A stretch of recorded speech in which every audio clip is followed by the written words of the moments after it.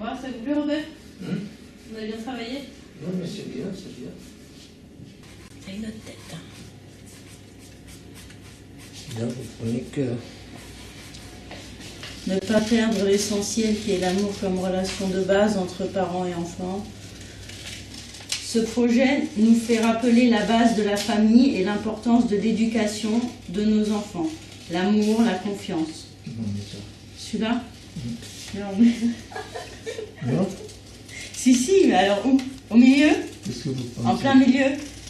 Essentiel. Ah oui, c'est bien. Hein? On fait le test pour le placer, on essaye. On essaie d'abord. Voilà, avant de mettre la colle, on essaye. Là, ça passe bien au milieu, là. C'est bien. Ça vous aurait plu d'être artiste peintre? Je serais allé à l'école, peut-être, oui, pourquoi pas. La plupart des parents, très souvent, viennent pour inscrire leurs enfants à l'accompagnement à la scolarité. Leur motivation première, c'est parce qu'ils ne peuvent pas aider leurs enfants à faire leurs devoirs, parce qu'ils ne savent pas lire le français, ne comprennent pas forcément l'écrit ou ont vraiment de brèves notions.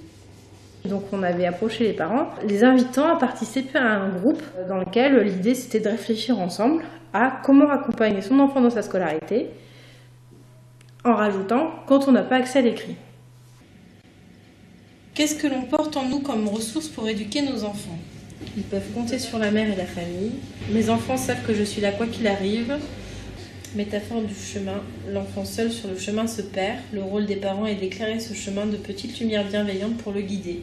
Et puis au fur et à mesure des discussions, etc., on a dû se rendre compte que le fait d'avoir accès ou non à l'écrit n'était pas non plus ce qu'il y avait de plus prépondérant pour être présent dans la scolarité de son enfant, comme on l'a pu voir avec, au fil des séances avec certains témoignages de personnes qui sont très présentes dans la scolarité de leurs enfants, même si elles n'avaient pas accès à l'écrit, que ce soit par un problème de langue française, ou parce que pas aller à l'école, ou laisser l'école trop tôt, et donc l'écrit reste un peu difficile. Ouais. Et là, on cherche un titre.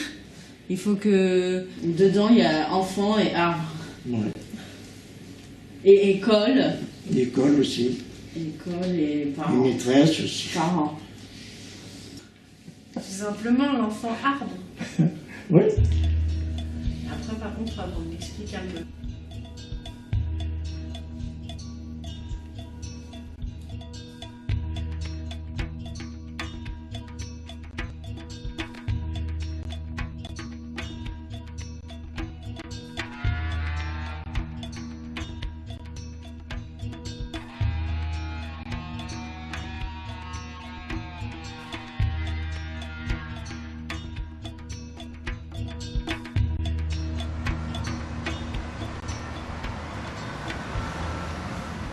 Vous, en tant que parent, enfin plutôt Magali, surtout que tu as des enfants jeunes, est-ce que c'est facile pour toi de repérer sur des programmes télé ou des jeux ce qui peut être adapté ou non à tes enfants?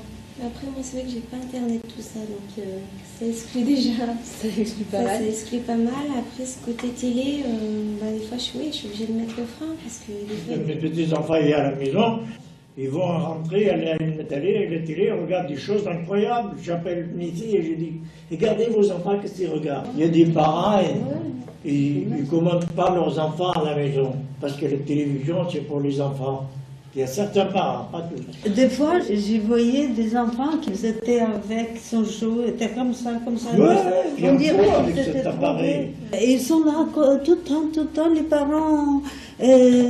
Les parents, pour eux, c'est... Attends, laisse-moi tranquille. Les parents laissent-le faire.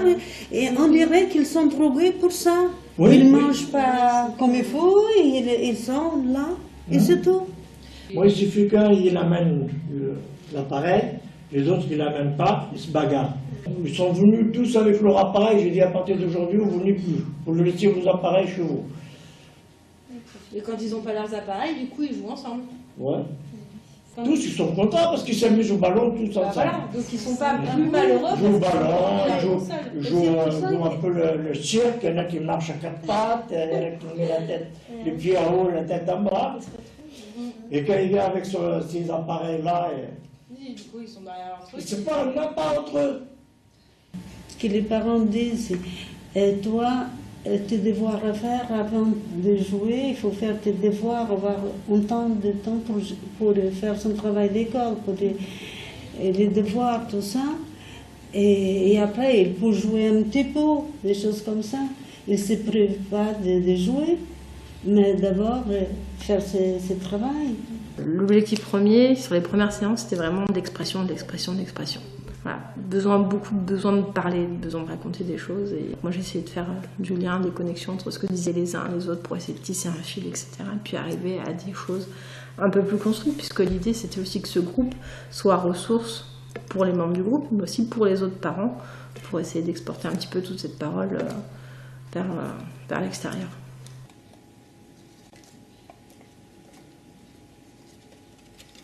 Il est important pour aider les enfants que parents et enseignants échangent régulièrement. Donc là, vous êtes tout à fait d'accord. Tout à fait d'accord. Il n'y a que les parents qui ont fait des études et qui savent lire et écrire qui peuvent aider leurs enfants à réussir à l'école. Pas d'accord. Tous les parents peuvent aider ses enfants, même si ce n'est pas grand-chose. Il ne peut pas aider dans l'école, il peut aider dans l'éducation. Voilà. Une fois adulte, on ne peut plus apprendre à lire et à écrire. C'est difficile, j'ai l'expérience pour moi. Je sais écrire bien le portugais, mais pas le français. Lire le français, c'est possible? C'est possible de lire le français et j'écris un petit peu, mais je ne peux pas faire de grandes phrases. Donc c'est quand même possible d'apprendre une fois adulte. C'est plus difficile, mais c'est possible. Difficile, très difficile à écrire. Quand nous sommes adultes, ça dépend. Adulte à 25 ans, on apprend, mais après, non. Donc c'est difficile, mais c'est possible. C'est possible. Donc à ce moment-là, vous n'êtes plutôt pas d'accord. Vous savez, quand les parents aussi qui ne peuvent pas parler avec un professeur d'école ou quelque chose, c'est normal qu'il y a quelque chose qui cloche. Je pense qu'il y a beaucoup de parents qui déjà, quand ils étaient à l'école, pour eux ça s'est mal passé. Tout de suite, ils vont penser que tous les professeurs, c'est tous pareil, alors que c'est pas tous pareil. Et de l'autre côté, il y a les professeurs qui voient des fois certains parents où justement ça va pas et à un moment ils se disent forcément ils peuvent plus, ils sont un peu fatigués, c'est que ça va encore être pareil. Il y a vraiment un rapport d'égalité entre chacun et surtout on avançait avec le groupe en fonction de ses besoins, de ses envies. Des choses ont été proposées mais vraiment c'est le groupe qui a décidé d'aller vers plutôt telle ou telle chose. Par exemple la rencontre avec le collège de Garenne, en fait c'est parti d'échanges entre parents avec des inquiétudes de maman dont les enfants n'étaient pas encore au collège, donc une grosse angoisse, des expériences qui n'étaient pas forcément plaisantes pour certains. Aux alentours du mois de février, on fait ce qu'on appelle les portes ouvertes. Un samedi matin, on reçoit tous les parents des élèves qui sont en CM2. Ils peuvent venir s'ils sont disponibles. Et on leur présente le fonctionnement de l'établissement et on leur fait une visite de l'établissement pour qu'ils voient un petit peu comment les choses se passent. Et en fin du premier trimestre, au mois de décembre, pour les élèves de 6e, au lieu d'envoyer le bulletin scolaire par la poste, les bulletins scolaires sont remis par les professeurs au collège et c'est l'occasion de rencontrer les enseignants pour faire un bilan qui est plus riche, plus complet que si on reçoit un papier par la poste. Et puis aussi, c'est fait pour que les parents prennent l'habitude de venir au collège et que, prenant l'habitude, ils comprennent qu'ils peuvent venir. Parce que ce collège, c'est le collège de la République, c'est le collège de tout le monde. C'est pas notre collège, c'est le vôtre. Il y a un peu plus de confiance et moins d'appréhension de venir dans l'établissement. Parce que c'est sûr que le collège c'est une plus grosse structure qu'une école primaire, donc déjà juste la masse, l'établissement, le nombre d'élèves qu'il y a, ça peut déjà impressionner. Et dès que vous avez une question, ne pas avoir peur, ou téléphoner, ou se déplacer, peu importe l'interlocuteur. Si au début vous avez envie de voir Madame Dumas parce que vous connaissez cette personne et que ça vous rassure, voyez Madame Dumas. Si c'est moi, prenez rendez-vous avec moi. Si c'est un professeur, prenez rendez-vous avec le professeur. Allez vers la personne avec laquelle vous vous sentirez en confiance pour parler. Et puis elle vous aidera, cette personne, elle vous guidera si ce n'est pas elle qui a la réponse. Mais surtout, dès que vous sentez qu'il y a quelque chose qui cloche, qui ne va pas comme d'habitude, il ne faut pas hésiter. Plus on attend, plus ça risque de poser un problème. Oui, ça m'était arrivé, moi. Ça m'est arrivé, j'ai remarqué mes filles qui étaient, ma fille en fait, qui avait vraiment beaucoup changé, parce que c'était fait raqueter à l'école. Et puis ils n'ont pas voulu que je vienne voir les professeurs parce qu'elles avaient peur. J'ai attendu longtemps. J'ai vraiment attendu, enfin j'ai pas intervenu et elle pleurait la nuit. J'allais dans sa chambre, je la voyais pleurer. Elle voulait pas aller venir à l'école alors qu'elle a toujours été. Elle avait beaucoup de capacités. Elle avait besoin aussi d'aide d'un côté. Et quand vous avez vu, c'était trop tard. Ouais, c'était un peu trop tard.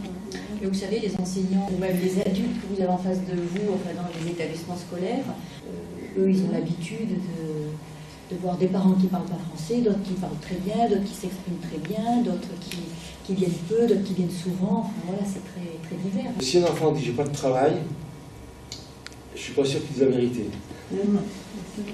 Je suis pas sûr qu'il dise la vérité. Donc il faut contrôler, mais il faut contrôler sans tarder. Parce que tout est apprentissage dans la vie. On apprend à bien faire et on apprend à mal faire. Si on apprend à mal faire et que ça marche, on va acquérir une certaine facilité à faire mal et amener son monde. Et un enfant, le rôle des adultes, c'est de lui montrer qu'on sait bien qu'à l'école, il y a du travail. On le sait bien. Et en contrôlant tout de suite, il est renvoyé à la vérité, il sait qu'il ne veut plus.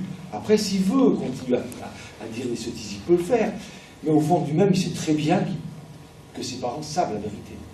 Et il n'y a rien de plus fort que la vérité.